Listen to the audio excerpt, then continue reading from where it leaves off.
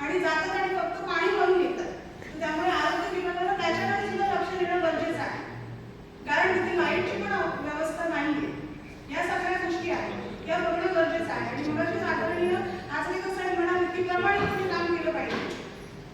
तर मला असं म्हणायचं आहे की खरोखर प्रामाणिकपणे प्रत्येकच विभागात काम व्हायला पाहिजे. आणि आज ज्या पद्धतीने त्यांनी ताकीद ओढलेत आरोग्य विभागावर, पण मी आज खात्रीपूर्वक सांगते, मी सभापती म्हणून ते ऐकायला नाही आहेत, पण सभापती म्हणून सांगते की आरोग्य विभागाला परत एकदा मी अध्यक्षांच्या अनुमतीने सक्त सूचना देते की तुम्हाला अशा पद्धतीनेच काम करायचं आहे. आणि जमत नसेल तर तुम्ही त्याच्यासाठी असं लिहून द्या की आम्हाला हे जमत नाहीये. त्यामुळे येत्या 3 महिन्यात ही सगळी जी काही आमच्या आरोग्य विभागावरती राष्ट्रीय ओढली गेली याची परिस्थिती नक्कीच सन्माननीय सदस्य, मी सभापती म्हणून सांगते, वेगळी असेल.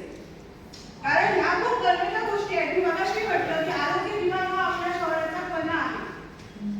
त्यामुळे मी परत